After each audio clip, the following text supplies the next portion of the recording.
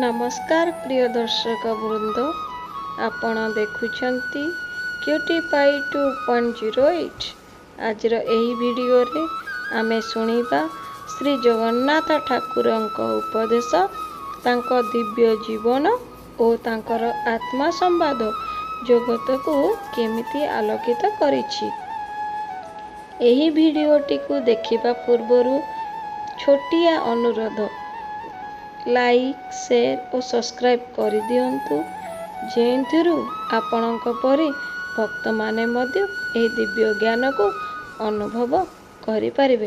हाँ, आउ गोटे कथा, बेल आइकन टी को निश्चय दबेइबे।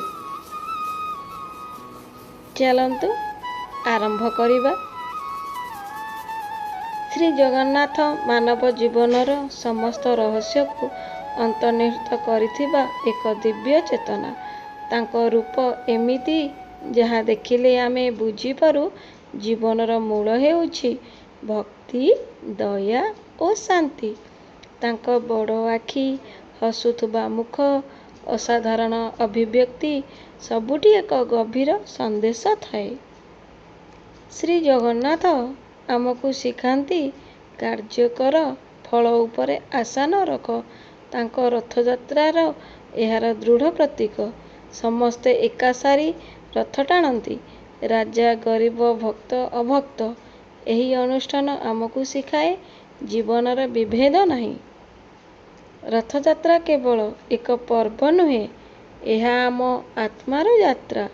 जगन्नाथ तांको भौणी सुभद्रा और भाई बलभद्र सह बाहरिबा एही यात्रा व्यक्तिगत एवं आध्यात्मिक पुनर्जन्मर प्रतीक।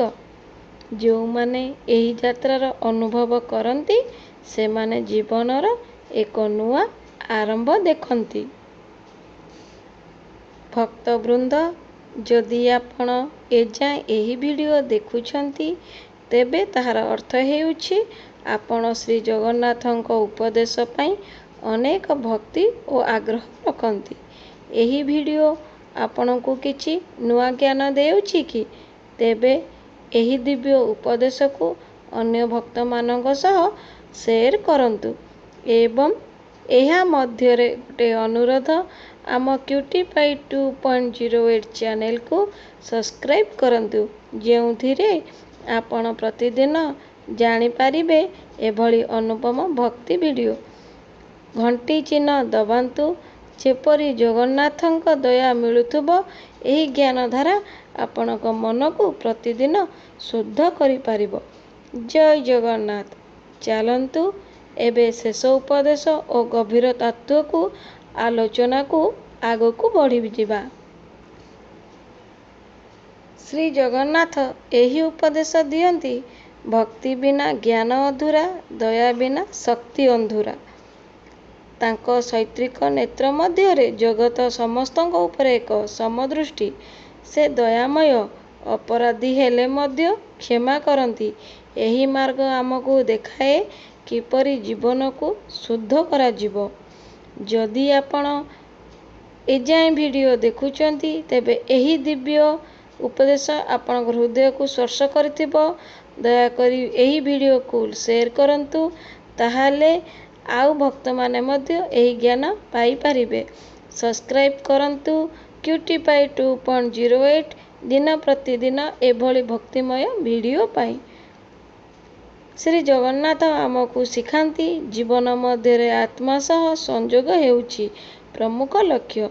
जो बेले आमे तांकर भक्ति रे विलीन होइछु, सेतेबेले आमर दुख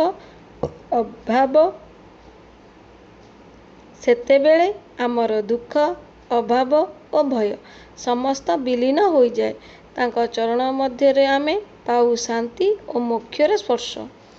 आजिर एही दीर्घ वीडियो जदि आपनकु भल लागिथिले, दयाकरी एहाकु अन्य भक्त मानक सह अवश्य शेयर करंतु। क्यूटीपाई 2.08 चैनल को सब्सक्राइब करंतु, घंटी चिन्ह को दबांतु, ताहाले आगामी वीडियो मिस हबनी। नित्य तांकर अनुग्रह आपणक उपरे थाउ। जय श्री जगन्नाथ।